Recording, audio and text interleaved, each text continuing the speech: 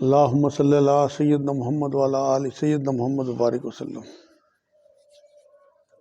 آج الحمدللہ 14ویں سب شروع ہو گئی، لگ بھگ آدھا رمضان قریب جانے کو ہے، اور ہم نے سارا ٹائم غفلتوں میں نکال دیا۔ اصل میں نبی اکرم صلی اللہ علیہ وسلم کی ایک حدیث یہ ہے کہ 5 سوالوں کے جواب دیے بنا کوئی آگے نہیں بڑھ سکتا۔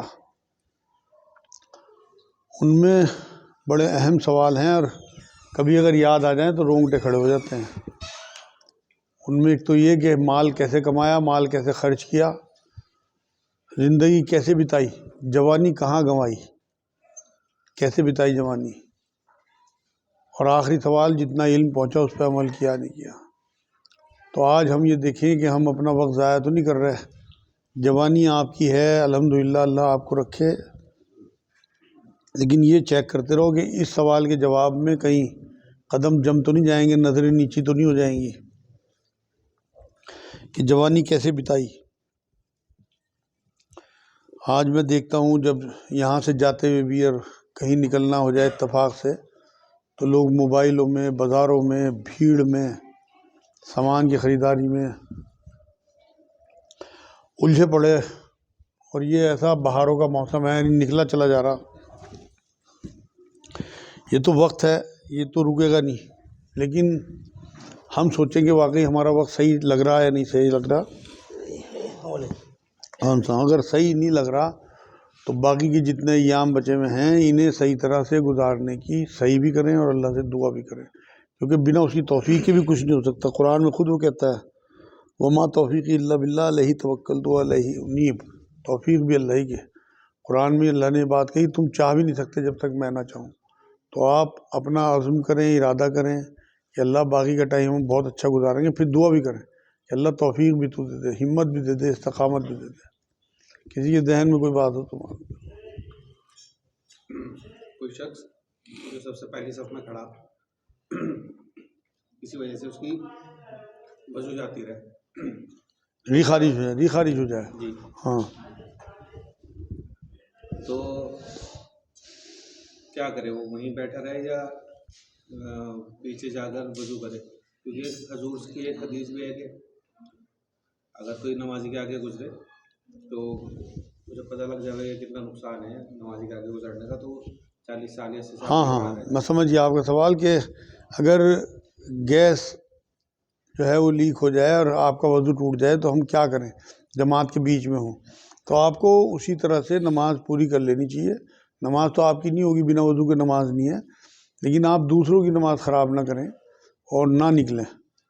کوشش کر کے اگر بہت زیادہ پریشانی ہے تو گیس اگر لیک کرنی ہے تو کوشش یہ کریں آواز نہ ہو، جس سے اور لوگ ڈسٹرب نہ ہوں یا کسی کو وہاں کوئی مذاق نہ بنائیں، اس طرح کی مسجد کا تقدس بھی قائم رہے، اور آپ وہیں اسی طرح نماز پوری کر لیں، اور اس کے بعد جب سلام پھیر لیں امام صاحب تو آپ جا کے دوبارہ وضو کریں اور اپنی نماز پڑھ لیں، انشاءاللہ آپ کی نماز اللہ تک پہنچ جائے گی۔ اگر کوئی ہمارا رشتہ دار گزر جائے تو اس کے گزرنے کے بعد کوئی ہم کپڑا یا پیسہ صدقہ کریں اس کے سارے ثواب کے لیے، یا اس سے سارے ثواب ہو جائے؟ ان کا سوال یہ ہے کوئی کپڑا صدقہ کرنے سے، پیسہ صدقہ کرنے سے ایصال ثواب ہوتا ہے؟ ہاں بھائی ہوتا تو ہے، نبی کی حدیث سے یہ بات ثابت ہے، مگر وہ ہوتا عالم برزخ کے پیریڈ کے لیے ہی ہے بس۔ مطلب آخرت میں تو دودھ کا دودھ پانی کا پانی ہونا ہی ہونا ہے۔ جو ان کا چیپٹر یہاں اللہ نے کلوز کر دیا وہ آخرت میں قیامت کے دن ہی کھلے گا۔ اس بیچ میں اگر وہ اچھی روح ہوگی تو اس کی اولاد یا اس کے رشتہ دار جو بھی ایصال ثواب کے لیے کچھ بھی کریں گے تو اسے عالم برزخ میں اس کا فائدہ ہوگا، اور اگر کوئی بدروح ہے تو اس کا نقصان کم ہو جائے گا۔ کسی بہن کا سوال ہے، شوہر کافی صدقہ کرتے ہیں، کیا میں بھی کروں یا میرا جو ثواب ہے وہ اس میں ہی شامل ہے؟ ان کا سوال یہ ہے کہ شوہر کافی صدقہ کرتے ہیں، کیا میں بھی الگ سے صدقہ کروں؟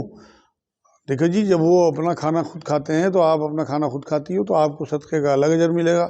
الگ الگ فرد کے اوپر معاملہ ان کی حیثیت کے حساب سے ہے۔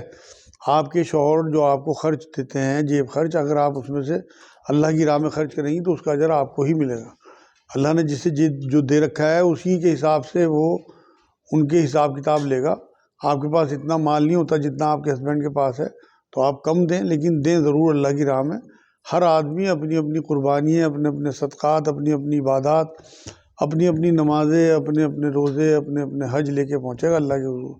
یہ نہیں ہو سکتا کہ آپ یا کوئی کسی کا ہسبینڈ یہ کہے کہ میری بیوی بڑی پرہیزگار عبادت گزار تھی کہ میرا بھی کام ہو جائے گا، ممکن نہیں ہے۔ سب وہاں انڈیویجولی کھڑے ہوں گے اور سب کو اپنی پڑی ہوئی ہوگی۔ ایک سوال ابھی میرے پاس تھوڑی دیر پہلے واٹس ایپ پہ آیا تھا، کبھی میں بھول جاؤں اس لیے وہ بھی لینا ضروری ہے۔ ایک صاحب نے یہ لکھا، وہ میسج کیا تھا کہ اگر مجھے قطرہ نکل جائے وضو کرنے کے بعد 2-3 قطرے پیشاب کے، تو کیا میرا وضو رہے گا؟ بالکل بھی نہیں رہے گا بھائی۔ پیشاب کے قطروں کی تو حضور اکرم صلی اللہ علیہ وسلم نے بہت تلقین فرمائی، اس کی بہت احتیاط ہے۔ اب اگر کسی کو پیشاب کا عارضہ ہے تو یہ اچھا سوال ہے، میں اسی لیے یہ کیمرے پہ جواب دینا ٹھیک سمجھا میں نے کہ جن مردوں کو پیشاب کا عارضہ ہے وہ پیشاب کرنے کے بعد نلی کو اپنی یہاں سے بھینچیں اور یہاں تک لائیں اور 2-3 جھٹکے دیں اور نیچے سے اپنی گولی بھینچیں، کھڑے ہو کے اچھے سے ہلا کے اپنے آپ کو، باڈی کو، اور پھر بیٹھ جائیں اور اچھے سے استنجا کریں۔ اور اس کے بعد استنجا کرنے کے بعد تھوڑا سا پانی اپنی رومالی پہ ڈال لیں، انڈر ویئر ہو، پاجامہ ہو، تو وہ مسئلے کی روح سے پاک ہے۔ اس کے بارے میں فتویٰ ہے۔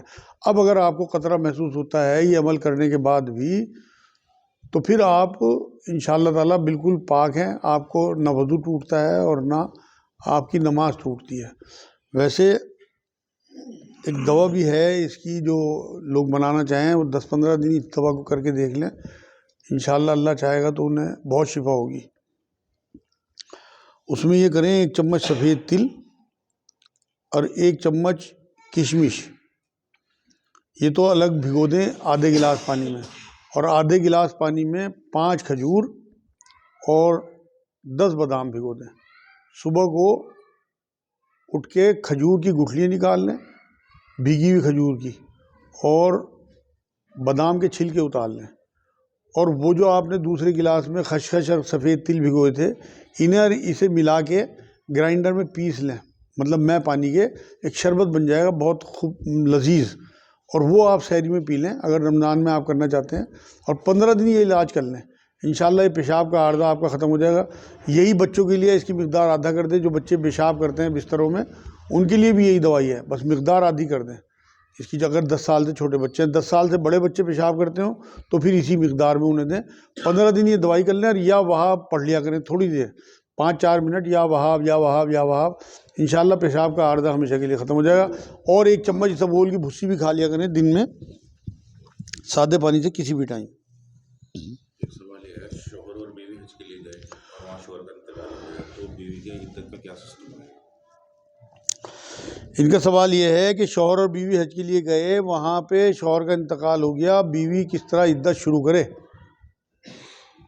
عدت تو اس کی شروع ہو گئی، جتنا زیادہ وہ پردہ کر سکے وہاں پردہ کرے اور سفر کر کے اپنے گھر آ جائے، اور اگر ابھی حج میں ٹائم ہے تو حج بھی کرے اسی طرح سے، مطلب لوگوں سے زیادہ خلط ملت نہ ہو، نہ زیادہ ملنا جلنا ہو، پردے میں رہے زیادہ تر، اور عرفات کے میدان میں ایک بار ہونے کے بعد اور جلدی سے جلدی اپنے گھر آ کے اور عدت کی مدت پوری کرنے کی کوشش کرے۔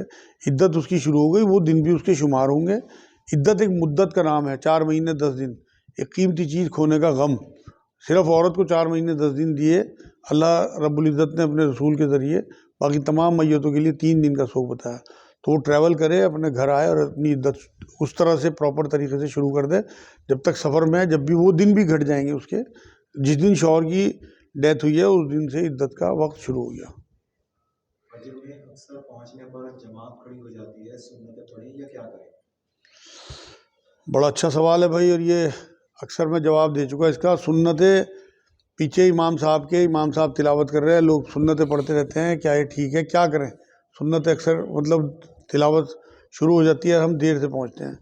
بھائی پہلے میں آپ کو ایک حدیث سنا دوں، حضور اکرم صلی اللہ علیہ وسلم نے ایک بار یہ بات فرمائی کہ اپنے گھروں کو قبرستان نہ بنانا، مقصد اور حضور کی سنت بھی کہ سنتیں اور نوافل جو ہیں وہ گھر سے پڑھ کے جایا کرو۔ نبی اکرم صلی اللہ علیہ وسلم وضو بھی گھر سے بنا کے جاتے تھے، سنت اور نفل بھی گھر سے پڑھ کے جاتے تھے۔ صرف فرض نمازوں کے لیے آپ کو مسجدیں دی گئی ہیں، تو اس لیے اگر آپ یہ معمول بنا لیں گے کہ میں نے گھر سے سنتیں پڑھ کے جانی ہیں تو آپ کو کبھی یہ جو حادثہ ہے پیش نہیں آئے گا۔ اگر آپ اتحیات میں بھی پہنچ رہے تو آپ کی نماز انشاءاللہ مل جائے گی اور آپ گناہگار بھی نہیں ہوں گے۔ اگر آپ نے وہاں تلاوت آگے ہو رہی ہے اور آپ نے نیت باندھ لی پیچھے، تو نبی کی 2-3 حدیثیں سن لو، انشاءاللہ تعالیٰ آپ یہ کام چھوڑ دو گے۔ نبی نے فرمایا جب فرض نماز کی اقامت کہی جائے اس کے بعد کوئی اور نماز نہیں ہے، مطلب کوئی نفل یا کوئی سنت نہیں ہے۔ ایک باری قرآن کی آیت ہے کہ جب قرآن پڑھا جائے تو خاموش رہو، غور سے سنو تاکہ تم پہ رحمت ہو۔ تو آگے امام صاحب تلاوت کر رہا ہے اور آپ پیچھے اپنی قرات کر رہے ہیں، یہ مناسب نہیں ہے بالکل بھی، قرآن کی بھی خلاف ورزی ہے اور نبی کی حدیث کی بھی خلاف ورزی ہے، اس لیے اس سے بہرحال میں بچنا ہے۔ بہترین طریقہ وہی ہے کہ آپ گھر سے سنتیں پڑھ کے جائیں گے تو آپ کو کوئی گلٹ نہیں ہوگا، کوئی آپ کو یہ نہیں ہوگا کہ یار میری سنتیں جا رہی، چاہے آپ کو پہلی رکعت مل رہی، چاہے دوسری اور چاہے تیار، آپ کی نماز پوری ہو جائے گی انشاءاللہ۔ اسی سے جڑا ہوا سوال ہے کہ جیسے ہم عشاء کی نماز میں پہنچے، عشاء کی جماعت ہماری نکل گئی، تراویح شروع ہو گئی، تو کیا ہم اپنے فرض ادا کریں، عشاء کی نماز ادا کریں، یا پھر اس میں تراویح میں آپ آج پہلی بار آئے، ورنہ اس سوال کا جواب یہاں 2 بار میرے خیال دیا جا چکا، میں پھر دے دوں۔ اگر آپ تراویحوں میں آئے ہیں، نماز آپ کی نکل گئی، تو آپ کو پہلے تو یہی افسوس ہونا چاہیے کہ آپ کی فرض نماز رمضان کی جماعت سے نکل گئی، کتنا بڑے گناہ کی بات ہے، مطلب آپ نے کتنا بڑا اپنا اجر چھوڑ دیا۔ ایک کا 70 فردوں کا نبی نے فرمایا، اور مسجد میں 26 گنا الگ جماعت کا جو ثواب ہے۔ تو کوشش یہ کریں کہ نہ نکلے، لیکن اگر کسی کی نکل گئی، کوئی مجبوری ہے ایسی، تو اسے پہلے آ کے تراویحوں میں شامل ہو جانا چاہیے، کیونکہ کلام پاک کی تلاوت ہوتی ہے تراویحوں میں، اور اس کے بعد جو ہے وہ گھر جا کے اپنے یا یہیں پہ بعد میں جب تراویحوں سے فارغ ہو جائیں لوگ تو اپنی فرض ادا کرے، تو انشاءاللہ تعالیٰ قرآن کی بھی بے حرمتی نہیں ہوگی اور نبی اکرم صلی اللہ علیہ وسلم کی حدیث کی بھی لاج رکھی جائے گی۔ ان کا سوال یہ ہے نماز میں ہلا جا سکتا ہے، کوئی مجبوری ہو تو ضرور ہلا جا سکتا ہے بھائی۔ ان کا سوال یہ ہے آگے جگہ خالی ہو یا پیچھے ہو یا برابر میں کوئی نہ ہو تو ادھر ادھر ہو سکتے ہیں، بالکل ہو سکتے ہیں، پر ہونا بھی چاہیے، کیونکہ اس جگہ کو پر کرنا آپ کے اوپر واجب ہے۔ جماعت کی شان یہی ہے کہ اس میں نبی اکرم صلی اللہ علیہ وسلم یہ فرما کے گئے ہیں کہ بیچ میں بالکل بھی گیپ نہ چھوڑو، کیونکہ پھر شیطان کی انٹری ہوتی ہے اس گیپ کے ذریعے۔ تو آپ کندھے سے کندھا بھی ملاؤ، اور بالکل بیچ میں اگر جگہ ہو تو اپنے ساتھی کو ادھر کھینچ لو اپنی طرف، یا آپ اس کی طرف چلے جاؤ، اگلی صف میں جگہ ہو تو آگے چلے جاؤ۔ کوئی کچھ کہتا رہا، آپ کو پرواہ اپنے اللہ اس کے رسول کی کرنی ہے۔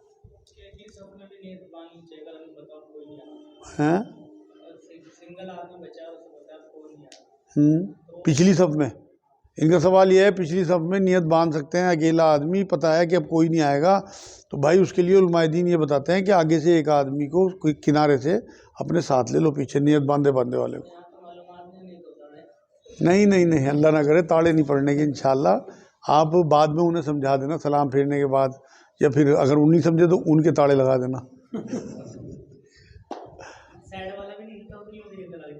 نہیں تو مذاق کی بات ہے، انشاءاللہ کوئی آپ کو وہ نہیں کرے، وہ دیکھیں گے لوگ کیونکہ معلومات نہیں ہے، اور نہیں کوئی تاڑے لگانے کا انشاءاللہ۔ مسجدوں میں تو حرمت ہونے لگی الحمدللہ مسجدوں کی، تو آپ جب پیار سے اور محبت سے انہیں بتائیں گے نا کہ بھائی یہ اس طرح فتویٰ ہے اس کے بارے میں، تو انشاءاللہ سمجھ میں آ جائے گی بات۔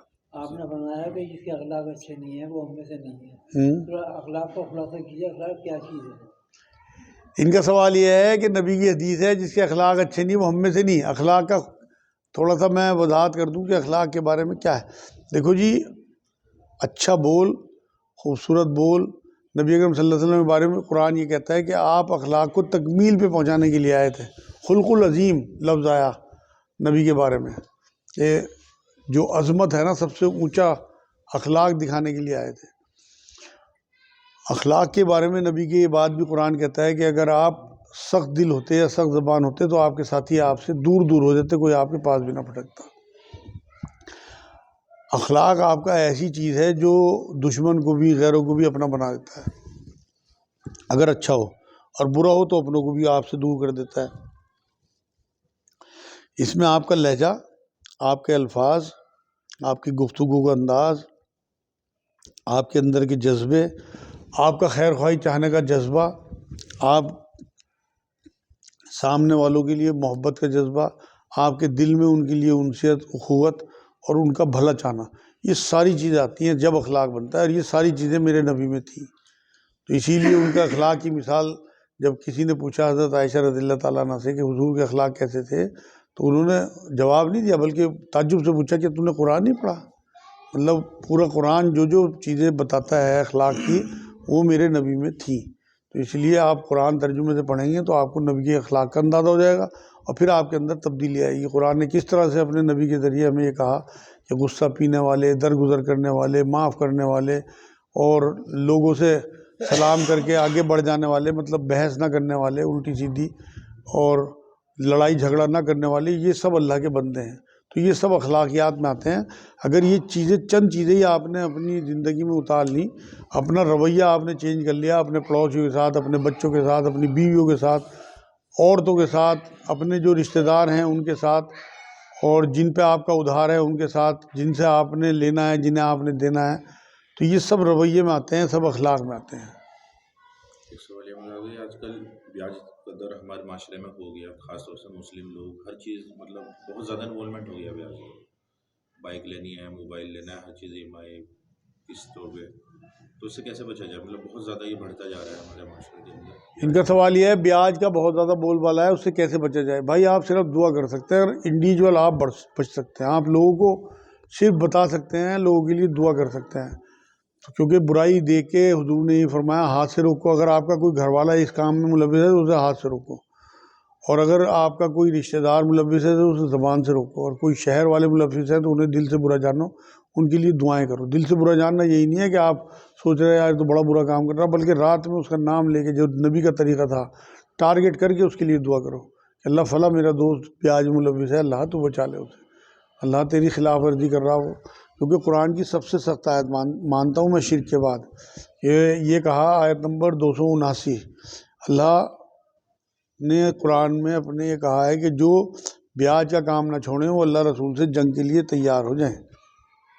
اب آپ دیکھیے کہ اللہ رسول سے جنگ، کسی کی دشمنی شروع ہو جائے تو وہ جیت سکتا ہے کیا اللہ رسول سے؟ کوئی اپنے دشمن کو پنپ نہیں دیتا۔ میں نے دیکھا بہت انہیں، سود والوں کو اور دودھ والوں کو بھی، یہ ملاوٹ کرتے ہیں دودھ والے، حضور نے فرمایا جو ملاوٹ کرے وہ ہم میں سے نہیں، اور سود کے بارے میں نے قرآن کی آیت آپ کو بتا دی، تو یہ پنپتے نہیں۔ تو اس لیے بہت ضروری ہے کہ اس سے لوگوں کو دور کیا جائے، شروعات اپنے گھر سے کریں۔ آج کل تو مطلب یہ کہتے ہیں کہ پروفٹ، یا آپ کو پروفٹ کا نام دے دیں کہ مجھے کتنا پروفٹ دیے گا۔ تو یہ تو میں نے ابھی آپ کو اس دن بتایا تھا کہ اگر آپ جو ہے گو پہ چاندی کا ورق چڑھا دو گے تو وہ گو ہی رہے گا، ایسا نہیں ہے کہ وہ گندگی نہیں رہے گی۔ نقصان کا مالک بن جائے، وہ نقصان کا مالک بنتے نہیں نا آج کل، تو یہی تو بیاج ہے جو صرف نفع کے مالک بنتے ہیں۔ خیر ہمیں انڈیویجولی اپنے آپ بچنا ہے، اپنے گھر والوں کو بچانا ہے۔ انشاءاللہ تعالیٰ اگر ہر فرد اپنے خاندان کو بچائے گا تو یہ معاشرہ جو ہے یہ پھر بچ سکتا ہے۔ گاڑی کے لیے مجبوری ہے، یہ کہہ رہا کہ بغیر کیش تو نہیں سکتے گاڑی، تو اس کو کیا ہے؟ ان کا سوال یہ ہے گاڑی کے لیے مجبوری ہے، یہ کہہ رہا کیش نہیں لے سکتے، تو اس کے لیے کیا، آپ پرانی گاڑی لے لو۔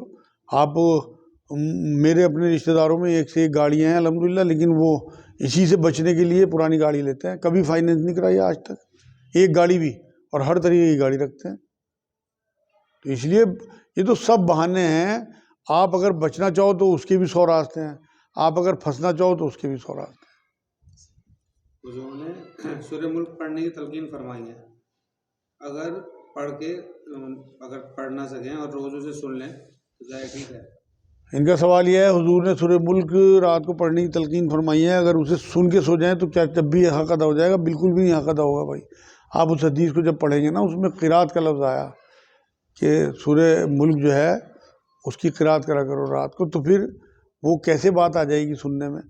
آپ کا زبان، آپ کا ذہن، آپ کی آنکھیں، ہر چیز، یا آپ کا وجود پورا انوالو ہوگا۔ دیکھو میں نے شاید ابھی 3-4 دن پہلے ایک حدیث بتائی تھی، نبی اکرم صلی اللہ علیہ وسلم نے فرمایا ذاکر زبان، شاکر دل، صابر وجود، اور غم خوار اور محبت کرنے والی وفادار بیوی، یہ 4 چیزیں ایسی ہیں انہیں جمع کرنا چاہیے۔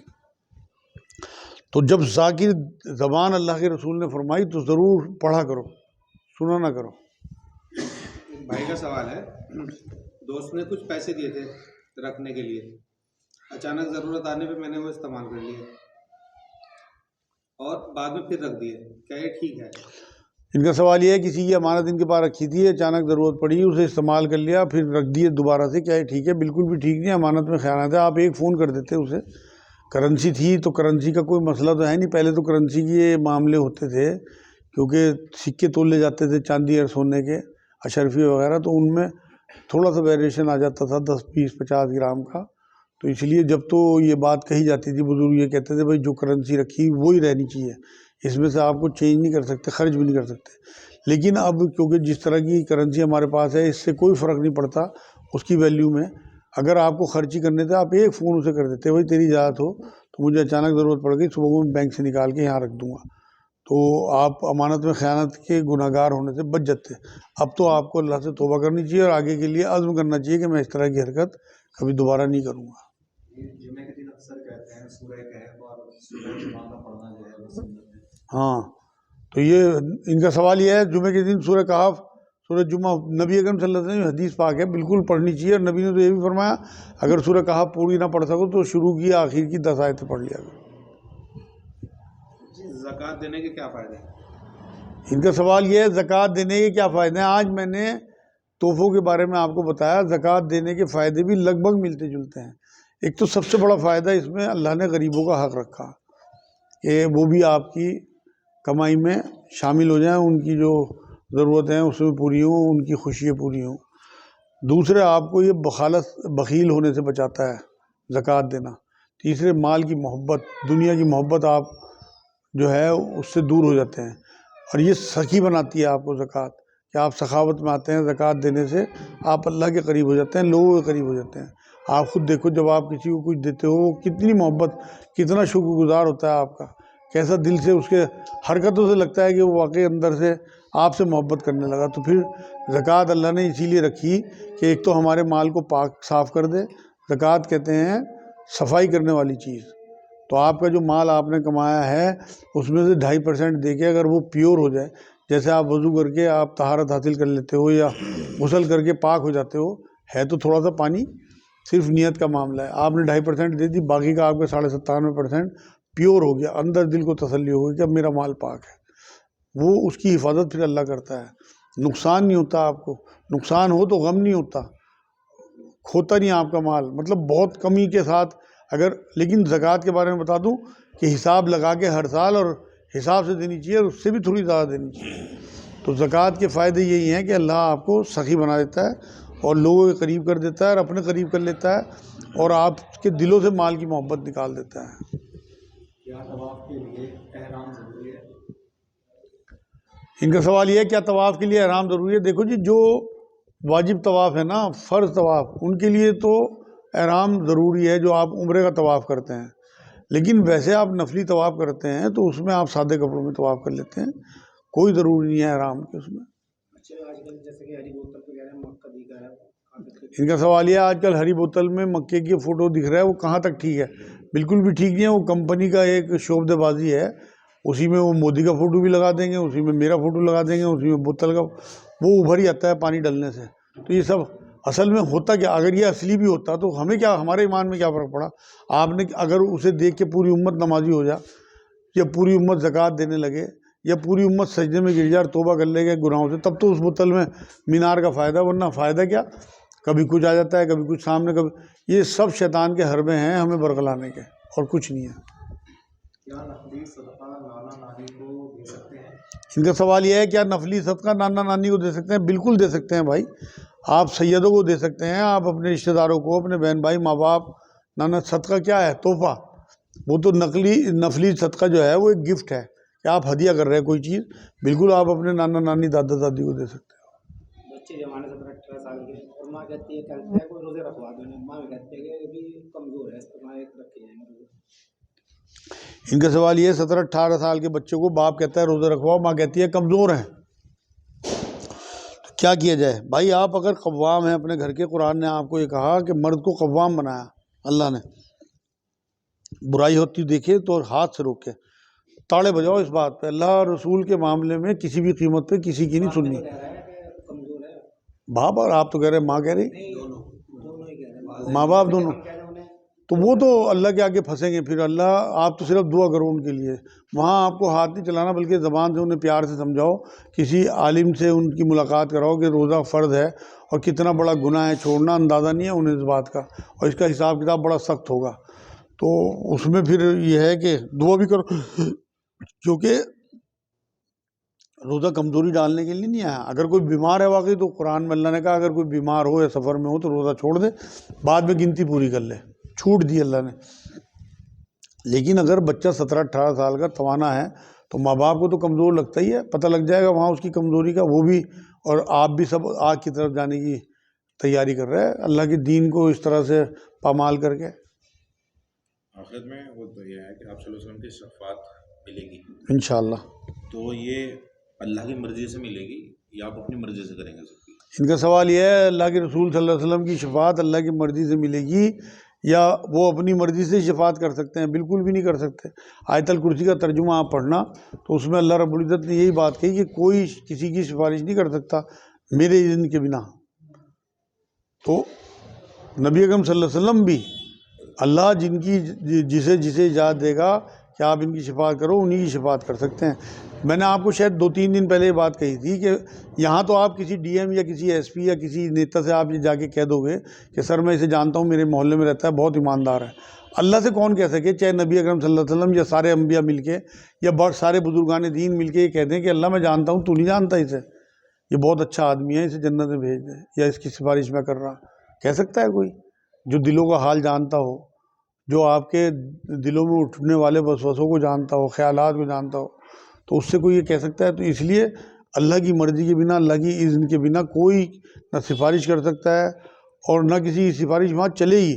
ہاں اللہ جسے اجازت دے گا اس میں, چاہے علماء دین ہوں جو بڑے بڑے بزرگ گزرے اور ان سے پہلے انبیاء اور صالحین شاہدین جو شہداء ہیں, ان سب کی سفارش اللہ سنے گا لیکن اپنی مرضی سے. تو یہ جماعت کا تو بہت زیادہ عقیدہ ہے کہ جب تو بخشے ہوئے آپ کی مل جائے گی. نہیں, عقیدے سے کیا ہوتا ہے اصل میں, کوئی جھنجھنا لیے پھر ہو جائے. تو یہ بھی یہودی بھی آج بھی یہی بات کہتے ہیں کہ ہم اللہ کے چہتے ہیں. قرآن میں تو اللہ نے کہا کہ بھائی تم اگر اللہ کے چہتے ہو لاؤ سند دکھاؤ. قرآن کی آیت بتا رہا میں آپ کو, تو اللہ نے قرآن میں اتار دی بات کہ بھائی تم یہ کہتے ہو کہ ہم اللہ کے چہتے ہیں, اللہ نے کچھ لکھ کے دیا تمہیں, سند دی, وہ دکھاؤ. لیکن اس آیت سے یہ بات بھی ثابت ہو گئی کہ اللہ سند بھی دیتا ہے. پھر اس کے کچھ بندے ایسے ہیں جنہیں سند دیتا ہے, ورنہ یہ بات کہتا نا کہ سند دی کہ اللہ نے. تو اس لیے ایسے بندوں میں شمار کراؤ اللہ سے اپنا کہ آپ کو اللہ سند دے دے, ہی کچھ نہ کچھ ایسا دکھا دے آپ کو کہ انشاءاللہ آپ کی بخشش بھی ہوگی اور سفارش بھی ہوگی. کیا فجر کے وقت اور گھر والوں کو اٹھانا بھی ضروری ہے یا اپنی پڑھ کر سو جائیں؟ ان کا سوال بڑا اہم ہے اور بڑا اچھا ہے, اور گھر گھر کی کہانیاں ہیں کہ اگر کوئی نمازی ہے گھر میں اور اس کے بچے یا اس کے بہن بھائی یا اس کے ماں باپ پڑھے ہوئے سو رہے, تو وہ اپنی نماز پڑھ کے سو جائے, یا انہیں اٹھانا ضروری ہے, واجب ہے بھائی اٹھانا.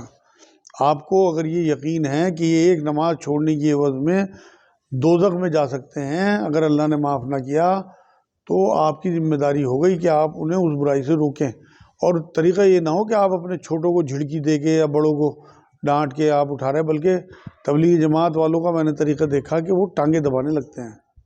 کوئی اگر سو رہا ہے فجر میں تو جا کے بیٹھیں گے اور ٹانگیں دبانے لگیں گے, اور جب کوئی 60 سال کا بوڑھا کسی 16 سال 17 سال کے بچے کی ٹانگیں دبائے گا, وہ ہڑبڑا کے اٹھ جائے گا.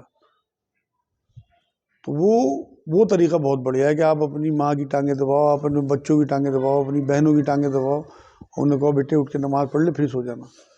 تو یہ ضروری ہے آپ کے لیے کہ اگر آپ کے اٹھانے سے ان کی نمازیں انہیں مل جاتی ہیں اور ان کی آخرت سمجھ جاتی ہے, تو انشاءاللہ آپ کے لیے بھی اجر, اور ان کا بھی اجر کم نہیں ہوگا, اور آپ کو اس کے برابر اجر ملے گا انشاءاللہ.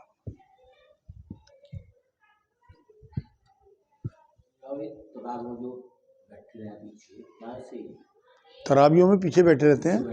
ابھی میرے خیال میں ایک دن میں نے بیان کیا تھا, جب خلاصہ بیان کیا تھا, ہاں میں نے بتا دیا یہ بڑے گناہوں میں ہیں, کیونکہ وہ قرآن کی بے حرمتی کر رہے ہیں کہ آگے قرآن کی تلاوت ہو رہی اور آپ بیٹھے ہوئے ہیں, جہاں رکوع آیا اور آپ پہنچے. رکوع میں جا کے جو رکعت ملنے کی بات کہی تھی نبی اکرم صلی اللہ علیہ وسلم نے, کوئی باہر سے آیا تیزی میں اور لیٹ ہو گیا اور اسے پوری جماعت نہیں ملی, تو اسے اگر رکوع مل گیا تو اسے رکعت مل گئی, اسے تحیات مل گئی تو اسے پوری جماعت مل گئی. یہ نبی کی حدیث ہے. لیکن یہ تھوڑی ہے کہ آپ وہاں بیٹھے ہوئے باتیں کرتے رہو یا چائے پینے چلے جاؤ. آپ 3 دن یا 10 دن کا آپ سن رہے, اور اس میں آپ نے جہاں دیکھا کہ امام صاحب رکوع میں جانے والے ہیں آپ اٹھ کے لگ گئے. قرآن کی ضروری تھوڑی ہے, تراویح نفلی عبادت ہے, مت سنو. اس طرح سے آپ پھنس جاؤ گے. یہ گناہ ہے جو آپ کر رہے ہیں. اگر آپ نہیں پڑھو گے کوئی گناہ نہیں, لیکن اگر آپ اس طرح حرکت کرو گے, قرآن کی بے حرمتی کرو گے, تو میری بات یاد رکھنا, قرآن اللہ کا کلام ہے اور کلام اللہ کی صفت ہے, اور اللہ کی صفت کی آپ اگر مذاق اڑاؤ گے تو اللہ الٹا ٹانگے گا، لازمی بات ہے۔ اس لیے پڑھنا چھوڑ دو، اس سے بہت بہتر ہے کہ آپ پیچھے بیٹھ کے باتیں کرو یا ہنسی مذاق کرو یا دوسروں کی مذاق اڑاؤ یا کسی کی ٹانگ کھینچو یا کسی کے نیچے لوٹا رکھ دو۔ یہ ہوتا ہے، میں دیکھتا ہوں مسجدوں میں، پہلے تو میں جب وہاں تراویح یہاں نہیں ہوتی تھی تو میں نے اکثر دیکھا کہ اس طرح کی شرارتیں لوگ کرتے ہیں، یہ اپنے لیے دوزخ کی آگ تیار کر رہے ہیں۔ سید حضرات کو صدقات دے سکتے ہیں؟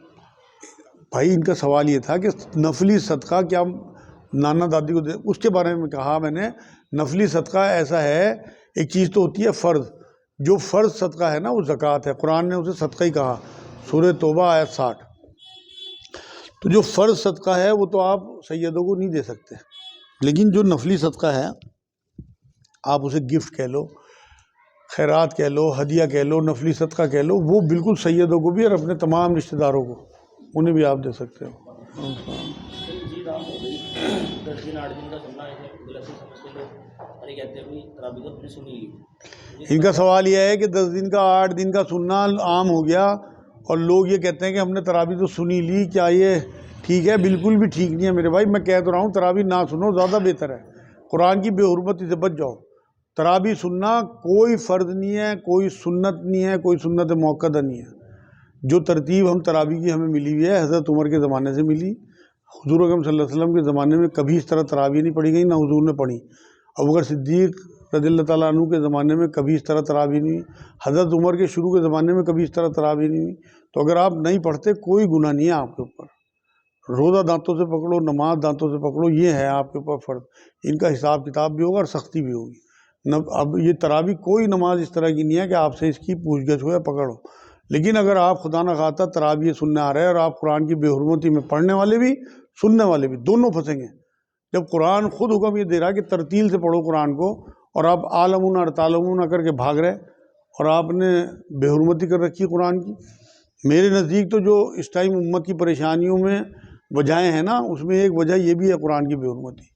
قرآن کو چھوڑے رکھا، نبی شکایت کریں گے یہ چھوڑنا ہی ہے قرآن کو، آپ قرآن کی کسی آیت کو مانو کسی کو نہ مانو، قرآن یہ کہتا ہے کہ ایسے ہی لوگ ہی عذاب بھگتیں گے۔ اس کا مفہوم ہے قرآن کی آیت ہے سورہ بقرہ کی، کہ جو قرآن کے کچھ حصے کو مانے کچھ کو نہ مانے، ایسے ہی لوگ تو عذاب بھگتیں گے وہاں پہ قیامت میں۔ تو یہ آپ نماز روزہ حج زکوٰۃ کی آیتیں تو لے رہے، اور جو قرآن کو ترتیل سے پڑھنے حکم دے رہا اللہ پاک، وہاں آپ کہہ رہے ہیں کہ ہم تو 10 دن کا سن لیں گے۔ کیسے اللہ لے لے گا؟ کوئی ضروری نہیں ہے، نہ ترتیب ضروری ہے، نہ پورا سننا ضروری ہے، نہ 30 دن تراویح سننا ضروری ہے، نہ پورا قرآن سننا ضروری ہے۔ ایک حدیث دکھا دو مجھے لا کے۔ اب یہ کتابوں میں آپ بچپن سے پڑھتے چلے آ رہے ہیں، یہ الگ سنت موقدہ، یہ الگ سنت موقدہ، آپ کا ذہن بن گیا کچھ نہیں ہے۔ اور میں تو کیمرے پہ کہہ رہا ہے بات ساری ریکارڈ ہو رہی، مجھے کوئی ثابت کر دے کوئی بڑے سے بڑا عالم، مگر کیمرے کے سامنے بات ہوگی۔ ایسا نہ ہو کہ میرے لڑنے لگے، میرے سے تھوک نکلنے لگے کہ کیا باتیں گمراہ کرنے والی کر رہا ہے، یہ کہتے ہیں مجھے یہ گمراہ کر رہا، ثابت کرتے نہیں، اسی کتاب سے ثابت کرتے کہاں حوالہ ہے اس کا، یہ سنت موقدہ ہے کہ نبی نے کبھی تاکید کی ہو، نبی نے کبھی اس طرح پڑھی ہو، نبی نے بلکہ یہ کہا کہ مشقت نہ بن جائے امت کے لیے، میں اس لیے چوتھے دن نہیں آیا، تیسرے دن نہیں آیا، ہم نے مشقت بنا لیا اسے۔ بہت ثواب ہے، ضرور پڑھنی چاہیے، بہت سعادت کی بات ہے۔ اللہ نے آپ کو ایک ایسا موقع دیا 12 مہینے میں 1 مہینہ کہ آپ قیام میں قرآن کو اللہ کے سنیں، اور سعادت کی بات ہے بہت، کسی قیمت پہ نہ چھوڑو، کیونکہ اس کا ثواب آپ کو فرضوں کے برابر ملنے والا ہے۔ لیکن اگر چھوٹ جائے تو کوئی گلٹ نہ ہو، کوئی افسوس نہ ہو، کوئی بھاگا دوڑی نہ ہو، اس وجہ سے آپ بے حرمتی نہ کرو قرآن کی۔ پہلے ایک فتویٰ بھی تو آیا تھا دیوبند سے، بین لگا تھا، آپ نے شاید وہ کافی سارے سوال ہو، تو اس طرح کی اگر یہ رمضان آنے سے پہلے ایکٹیویٹی شروع کی جائیں گے لوگوں کو، اچھا کو اگر مسجدوں میں لگوا دیا جائے، تھوڑا سا ترغیب اویئرنیس ہونی چاہیے، میرے حساب سے جلوس نکلنے چاہیے رمضان سے پہلے، مطلب شعبان میں جلوس نکلیں، خاموش جلوس، تختیے لگی ہوئی ہوں، مطلب شور شرابہ نہ ہو، کیونکہ قرآن کا معاملہ ہے، سنجیدگی کا معاملہ ہے، تختیوں پہ کہ اللہ کے واسطے قرآن کی بے حرمتی سے بچو، اللہ کے واسطے ہم اسی لیے پستی میں ہیں، یہ تختیوں پہ لکھا ہوا، اور پورا جلوس نکلے مومنوں کا، سفید ٹوپی سفید کپڑے ہوں، اور سنجیدگی کے ساتھ کہ اللہ کے واسطے تراویح 29 دن 27 دن 25 دن اس سے کم نہ ہو۔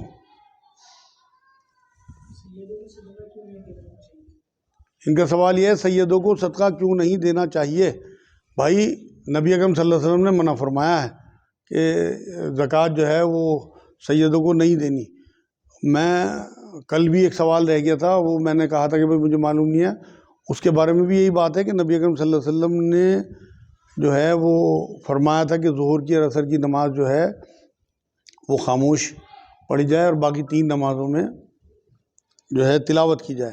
اس کی وجہ کچھ بزرگوں نے اپنی طرف سے، نبی نے کوئی وجہ نہیں بتائی بلکہ صرف حکم ہے.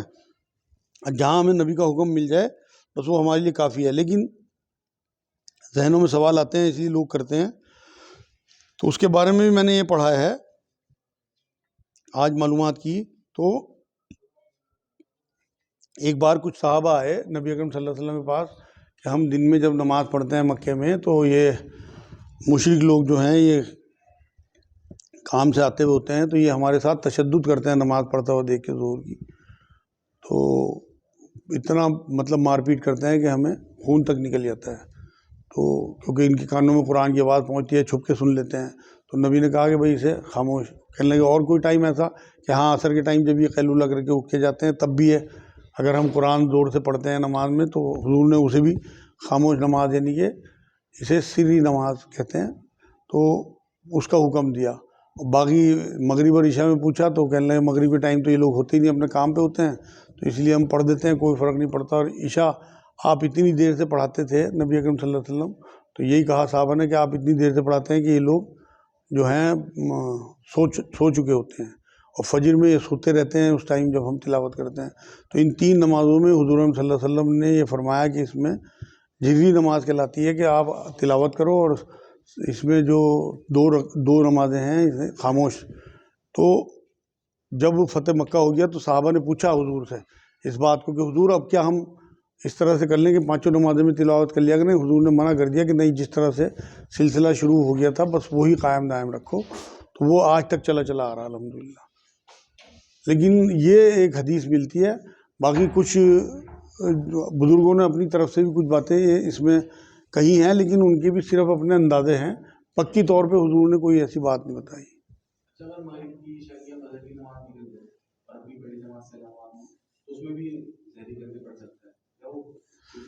ان کا سوال یہ ہے کہ یہ 3 نمازیں جو ظہری ہوتی ہیں اس میں بھی کیا تلاوت کر سکتا ہے زور سے آدمی؟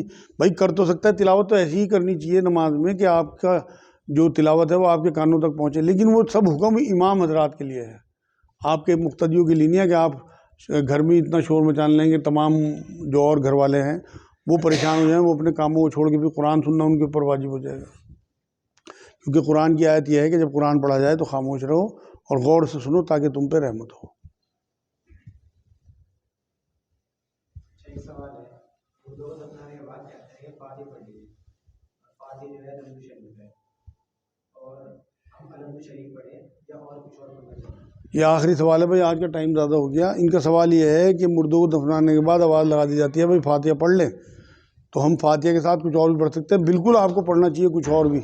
بھائی درود شریف ضرور پڑھیں آگے پیچھے، کیونکہ دین نبی اکرم صلی اللہ علیہ وسلم نے ہمیں دیا، اس سے سورہ فاتحہ ایک دعا ہے، درود شریف پڑھنے سے آگے پیچھے دعا کی قبولیت بڑھ جاتی ہے، کیونکہ درود بھی اپنے آپ میں ایک دعا ہے اور حضور پہ سلامتی ہے. دوسرے آپ قل ہو اللہ جوڑ لیا کریں 3 بار، تو آپ ایک قرآن کا ثواب آپ کو ملے گا. پھر آپ دعا کیا کریں اس میت کے لیے. تو یہ چیزیں پڑھ کے اگر آپ اللہ سے دعا کریں گے تو ان کی مغفرت کے چانس بھی بڑھیں گے انشاءاللہ، اور آپ کو بھی زیادہ اجر ملے گا. وما علینا الا البلاغ. السلام علیکم ورحمۃ اللہ.